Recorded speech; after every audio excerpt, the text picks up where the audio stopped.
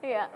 Baik pemirsa, kembali di Talk to iNews dan kami hadirkan informasi kepada Anda terlebih dahulu ini terkait dengan apa yang sudah saya sampaikan di awal tadi bahwa memang sudah beberapa hari terakhir ini langit Jakarta juga terasa tampak seperti mendung begitu kalau Anda perhatikan baik-baik. Ini disinyalir terjadi oleh beberapa elemen bahwa ini adalah dampak dari kebakaran hutan yang terjadi di beberapa wilayah yang ada di Indonesia. Dan memang artinya kabut asap ini sudah mulai bergeser begitu pemirsa ke wilayah kota Jakarta. Lalu kira-kira bagaimana elemen-elemen terkait ini kita bisa mengantisipasi begitu ya dampak dari kabut asap ini. Memang disebutkan oleh Badan Nasional Penanggulangan Bencana atau BNPB, langit mendung di atas kota Jakarta merupakan dampak dari asap kebakaran hutan yang berada di wilayah Sumatera dan Kalimantan. Bahkan Kapolda Metro Jaya Irjen Tito Karnavian pun memerintahkan seluruh aspek yang terkait untuk bisa memeriksa dan mengantisipasi terkait dengan hal tersebut. Langkah awal pemirsa yang akan dilakukan ya ini akan mengkomunikasikan mulai dari pihak BNPB, Badan Kesehatan, Badan Meteorologi, dan juga pihak-pihak yang berkaitan dengan penanggulangan asap. Bahkan Polda Metro Jaya juga akan menyelidiki lebih lanjut asap yang bisa berdampak pada transportasi udara maupun kesehatan. Tentu saja pihak dari kepolisian tidak bisa sendiri, diperlukan adanya kerjasama dari pihak-pihak terkait untuk meneliti lebih dalam. Mungkin ya, apakah sudah pada tahap yang dampaknya apa saja? Apakah mungkin ke transportasi udara, kemudian apakah ke jalan raya, kemudian kesehatan, lain-lain. Ini perlu langkah-langkah bersama saya kira. Karena ini kan bukan pusatnya apinya di sini ya. Otomatis kita nggak akan memadamkan apinya di sini, tapi bagaimana kita meminimalisir, memitigasi dampak dari asap itu terhadap sektor-sektor yang mungkin terkait, misalnya tadi sektor kesehatan, sektor transportasi, tentu memerlukan kerjasama dengan pihak-pihak yang terkait di sektor itu. Saya kira itu yang kita akan lakukan segera. Oke. Jadi polisi yang jemput bola. Jemput asap. Ya, kita mengajak Anda untuk ke Riau, pemirsa, bahwa masyarakat atau warga saat ini sangat berantusias sekali, begitu ya. Bahkan sampai berebut dalam pembagian masker gratis yang diberikan oleh tim dokter forensik dan juga petugas dari Polda Riau. Masyarakat ini sangat berantusias, begitu, untuk saling berebut masker yang layak pakai untuk mencegah paparan dari kabut asap ini dan kekhawatiran akan terserang ISPA atau infeksi saluran pernafasan akut. Mana maskernya? Ya, kita lihat warga pemirsa langsung menyerbu mobil kesehatan keliling dari pihak Polda Riau yang berhenti di depan Pasar Desa Pasir Putih, Kabupaten Kampar Riau. Selain berobat gratis, warga yang berdesakan ini pun juga berebut masker N95 yang dibagikan oleh tim dokter forensik dan juga petugas dari Polda Riau. Warga sangat berantusias dengan pembagian masker gratis ini, karena selain harga masker N95 yang cukup mahal, yaitu sekitar Rp15.000 per buahnya, mereka juga berharap bahwa pemerintah daerah bisa memperbanyak bantuan pemberian masker seperti ini.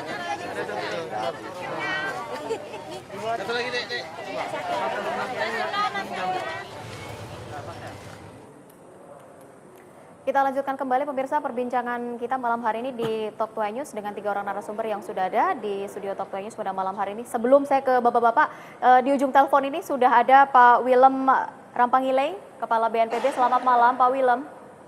Selamat malam Mbak Rizka. Ya, Pak Willem sudah sampai di Jakarta malam hari ini? Ya, saya baru tiba 30 menit yang lalu. Baik, Pak Willem boleh? Jambi, ya. Dari Jambi? Ya. Baik, Pak Willem, kami boleh mengetahui apa informasi terbaru yang dilakukan oleh pihak BNPB terkait dengan masyarakat yang terdampak dari kabut asap ini? Baik ya Ibu Rizka, jadi dapat kami laporkan di sini tentang situasi dan kondisi per hari ini ya. Jadi memang kita sudah berhasil memadamkan beberapa titik api. Ya. Ya, berhasil memadamkan titik api, namun di sisi lain kebakaran baru masih terjadi. Kebakaran baru di wilayah mana, Pak? Kebakaran baru, ya kebakaran baru bahkan karena yang mengalami di mana kebakaran ini terjadi di atas lahan tersebut. Sehingga kebakaran itu merambat dari bawah permukaan. Jadi kebakaran itu menjalar di bawah permukaan. Ini dapat diamati bahwa kalau kita berada di tempat wilayah kebakaran, itu ada lahan-lahan yang warna hijau, keluar asap di sana sini. Oke. Itu berarti bahwa di atasnya belum terbakar, tetapi di bawahnya sudah terbakar. Yang kedua, buktinya adalah TNI AD di Topat telah melaksanakan pemetaan geotermal. Dari sana juga terlihat bahwa di permukaan, ya di permukaan lahan itu temperaturnya relatif normal, tetapi di bawahnya ratusan derajat Celcius. Berarti kebakaran telah terjadi di bawah permukaan. Lalu yang berikutnya, menjalarnya kebakaran diakibatkan angin yang bertiup cukup kencang, sehingga api itu menjalar dengan cepat. Mudahnya menjalar api dikarenakan memang temperatur yang tinggi dari lahan itu dan udara yang kering, sehingga percikan api yang dibawa oleh angin itu bisa menyebabkan kebakaran baru. Nah, yang menjadi masalah juga yang masih di lapangan, masih terjadi pembakaran baru oleh masyarakat.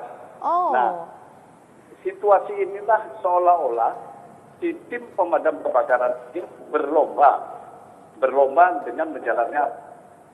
Nah, dihadapkan pada situasi ini, kita kembangkan taktik pemadamannya adalah melokalisir kebakaran. Jadi supaya ini lebih efektif, kita menggunakan chemical. Jadi air yang digunakan itu dicampur dengan chemical, sehingga itu bisa menurunkan temperatur dan mengurangi asap. Begitu Mbak Rizka, itu situasinya.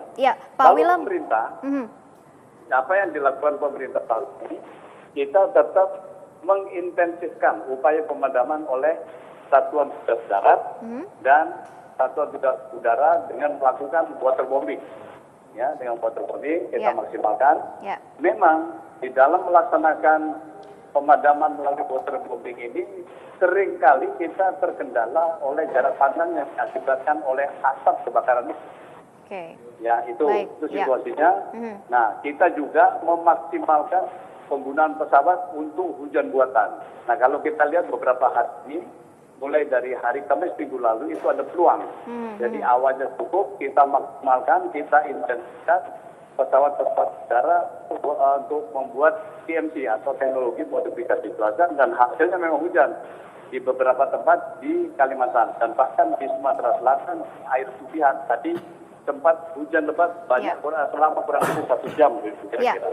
Pak Willem, kalau boleh saya potong, tadi Anda sempat mengatakan bahwa masih masyarakat di sana masih melakukan pembakaran begitu, padahal proses pemadaman juga terus dilakukan itu oleh pemerintah. Lalu apa yang bisa dilakukan terhadap masyarakat yang kita lakukan dihadapkan pada situasi ini adalah kita memaksimalkan sosialisasi, baik yang dilakukan oleh aparat TNI Polri, TNI, Pemda, tokoh-tokoh masyarakat untuk mensosialisasikan agar tidak melakukan pembakaran. Baik.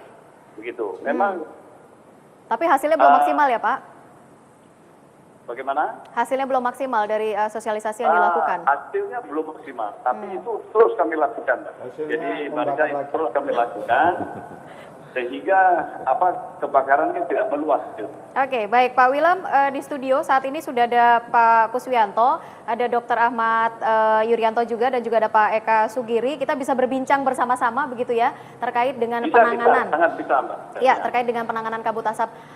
Saya ke Dr. Ahmad Yuryanto terlebih dahulu. Dok, kalau dari Kementerian Kesehatan, berapa sih sebenarnya jumlah data korban yang sudah diketahui begitu oleh Kementerian Kesehatan yang benar-benar terpapar atau terdampak dari kabut asap, Dok? Ya, kalau kita lihat orang yang terpapar, tentunya ya jumlah populasi yang ada di sana semuanya terpapar.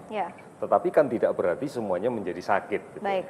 Terdampak serius begitu maksudnya? Ya, kalau kemudian terpapar dan bermasalah dengan kesehatannya, memang cukup banyak. Kita melihat bahwa progres angka pada awal bulan Juli kita bisa menghitung sana sampai sekarang itu sudah sekitar 400 ribuan dari keseluruhan itu ya. Tetapi artinya bahwa ini bukan berarti orang yang dari Juli sakit itu sampai sekarang masih sakit. Iya, betul. Oleh karena itu justru bagi kita lebih bermakna manakala kita melihat progres kenaikan kasus ini di dalam mingguan. Kalau sekarang- dalam seminggu ini? Kalau menurut Badan Nasional Penanggulangan Bencana, Ya.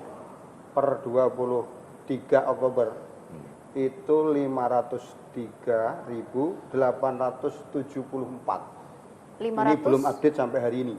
Oh, Yang oke. kena ISPA. Yang kena ISPA ya. Dan yang meninggal kan 10 untuk data 23. Kalau saya dapat informasi yang meninggal 12 ini. Oh 12. Jumlahnya berarti sudah bertambah Iya, untuk hari ini. Artinya setiap ini hari juga 400, semakin ini bertambah. Iya. 500. Betul. Dalam segi data pun ternyata kan Iya, betul. Tidak sama. selisihnya. Iya. Data ini kan penting. Ya. Penting untuk melangkah seharusnya bagaimana. Ada beberapa masalah yang memang terkait dengan pendataan, diantaranya masyarakat yang berobat mandiri. Oh, iya. Berobat mandiri atau mungkin dia berobat sendiri, Ya. itu pasti dia akan masuk di dalam catatan. Nah, kami menghimpun data ini adalah dari jalur layanan kesehatan yang sekarang ada. Karena memang ada ketentuan bahwa mereka harus melaporkan itu. Namun pada sisi pemenuhan kebutuhan logistik kesehatannya, artinya dalam kaitan obat dan sebagainya, kami selalu mengantisipasi dengan jumlah prediksi 2 kali lipat. Oke. Kenapa itu kita lakukan? Karena satu, bahwa angka itu sendiri kita tidak akan bisa mendapatkan yang Pasti gitu ya. eksak, yang pasti. Kemudian yang kedua, ada variabel yang harus kita perhitungkan manakala dengan kondisi yang memburuk ini menyulitkan transportasi. Oh. Baik terkait dengan transportasi obat-obatan dan yang lain-lainnya. Oleh karena itu, ini yang selalu kita jaga, bahwa kecukupan obat di daerah itu paling tidak adalah hari ini plus 15 hari ke depan. Dengan tren seperti Artinya itu. sudah memadai begitu peralatan kesehatan, kemudian obat-obatan. Untuk logistik yang hari ini, iya. Sudah kita backup sampai dengan 15 hari ke depan. Dan ini yang kemudian menjadi kendali kita, itu pun dengan perhitungan bahwa jumlah kasus yang dilaporkan masih kita 2 kali lipatkan. Oke. Karena Yang paling posisinya yang kita rawan ambil. untuk terdampak dari kabut asap atau ISPA begitu ya adalah anak-anak. Bagaimana caranya untuk supaya anak-anak ini juga tidak Mungkin kita bisa melihat secara mencapai angka yang lebih besar lagi ya, begitu. Sebenarnya kita bisa melihat bahwa asap ini bagaimanapun juga bukan habitat normal untuk kita. Ya. Oleh karena itu dalam pencegahan yang primer, maka yang harus dilakukan pertama kali hindari. Bagaimana cara menghindari kalau memang semuanya terkepung oleh asap? Ya, sebenarnya sesuatu yang tidak terlalu sulit. Misalnya kita berada di luar, debu banyak, saya masuk mobil, kaca saya tutup, AC saya hidupkan, sudah berkurang. Ada enggak Artinya seperti itu. posko atau tenda Ya, Khusus itu gitu ya? yang betul-betul Steril. steril terhadap asap sudah ada belum? ini sekarang yang kita lakukan yang kemudian kita sebut dengan istilah rumah singgah Oh, ya. atau rumah oksigen atau ada yang bilang shelter. Oke. Data yang kami update tadi saja untuk Kalimantan Tengah yang dibangun oleh pemerintah provinsi itu sudah lebih pada hari ini saja sudah lebih dari 60. Yang lebih dari dibangun 60 oleh rumah kota singgah. kabupaten sudah lebih dari 400 Satu pada hari rumah ini saja. singgah itu bisa menampung berapa, Pak? Nah, kita melihat seperti ini. Pada awal September sudah kita lakukan. Misalnya di dalam satu komplek perumahan itu Ya. ada orang yang memiliki fasilitas, artinya memiliki rezeki yang cukup untuk Ya. membuat rumahnya bisa pakai AC dan sebagainya. Tetangganya tidak. Dia mempersilahkan kelompok rentan ini, anak, balita, ibu hamil, singgah di tempat saya sepanjang asap ini masih tinggi. Oke.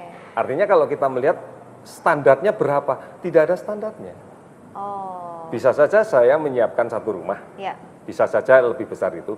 Tetapi sekarang kalau kita lihat seperti di Pekanbaru, itu gor yang demikian besar, yang mampu menampung dengan kapasitas yang lebih banyak lagi, itu Ya. dilakukan. Oke. Dan kemudian di beberapa daerah seperti di Riau, dia punya kebijakan bahwa diupayakan bahwa posisi rumah singgah ini pada radius yang tidak lebih dari 1 kilo dari penduduk yang diungsikan ke sana. Ya. Jadi kita mengupayakan bahwa mereka tidak usah dipindahkan dengan jarak yang cukup jauh. Ya baik, nanti Ini kita yang akan kita bahas lebih lanjut lakukan. Bapak terkait Baik. dengan proses evakuasi dan juga dari sisi kemanusiaan sebenarnya ya yang bisa kita bahas lebih lanjut. Pak Wilam masih bergabung bersama kami? Ya, saya masih mengikuti.